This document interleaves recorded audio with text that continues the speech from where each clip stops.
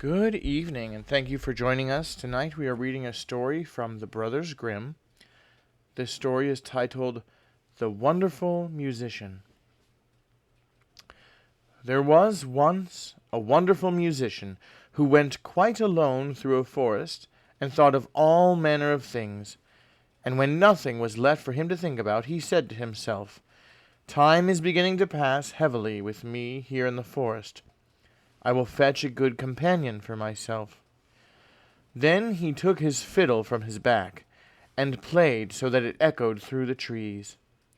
It was not long before a wolf came trotting through the thicket towards him. "Ah, here is a wolf coming. I have no desire for him," said the musician. But the wolf came nearer and said to him, "Ah, dear musician, how beautifully you do play. I should like to learn that too." "It is soon learned," the musician replied. "Only you have to do all that I bid you." "O musician," said the wolf, "I will obey you as a scholar obeys his master." The musician had him follow, and when they had gone a part of the way together, they came to an old oak tree, which was hollow inside, and cleft in the middle. "Look," said the musician, "if you will learn to fiddle, put your forepaws into the crevice." The wolf obeyed, but the musician quickly picked up a stone, and with one blow wedged his two paws so fast that he was forced to stay there like a prisoner. "Stay there until I come back again," said the musician, and went on his way. After a while, he again said to himself, "Time is beginning to pass heavily with me here in the forest. I will fetch another companion," and took his fiddle and again played in the forest. It was not long before a fox came creeping through the trees towards him. "Ah, there's a fox coming," said the musician. "I have no desire for him." The fox came up to him and said, "Oh, dear musician, how beautifully you do play. I should like to learn that too." "That is soon learned," said the musician. "You have only to do everything that I bid you." "O musician," then said the fox, "I will obey you as a scholar obeys his master." "Follow me," said the musician. And when they had walked part of the way, they came to a footpath with high bushes on both sides of it. There the musician stood still, and from one side bent a young hazel bush down to the ground, and put his foot on the top of it. Then he bent down a young tree from the other side as well, and said, "Now, little fox, if you will learn something, give me your left front paw." The fox obeyed, and the musician fastened his paw to the left bough. "Little fox," said he, "now reach me your right paw." And he tied it to the right bough. Then, when he had examined whether they were firm enough, he let go, and the bushes sprang up again, and jerked up the little fox, so that it hung, struggling in the air. "Wait there till I come back again," said the musician, and went his way.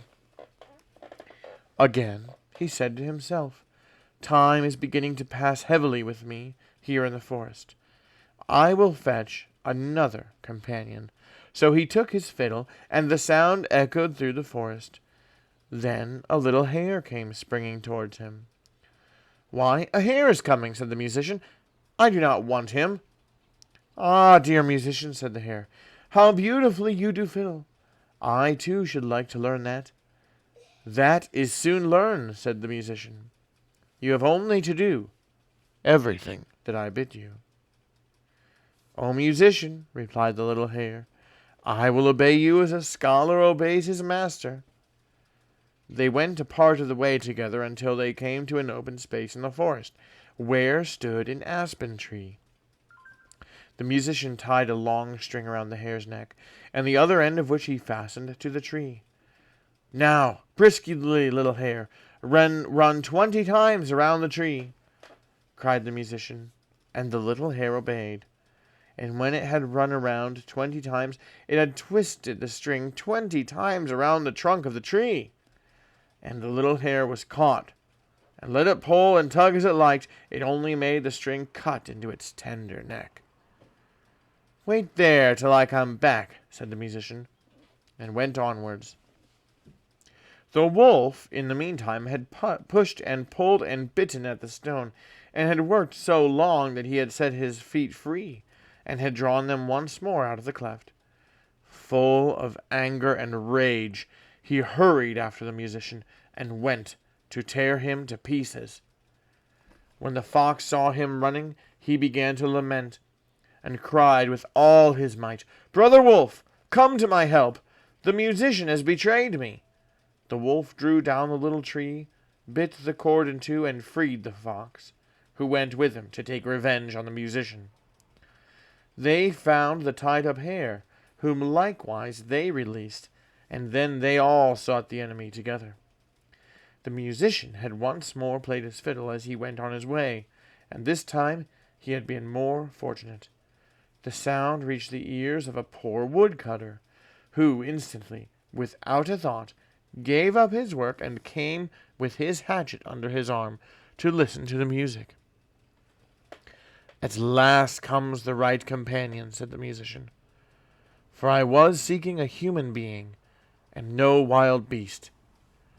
And he began and played so beautifully and delightfully that the poor man stood there as if bewitched, and his heart leaped with gladness. And as he thus stood, the wolf, the fox, and the hare came up, and he saw well that they had some evil design.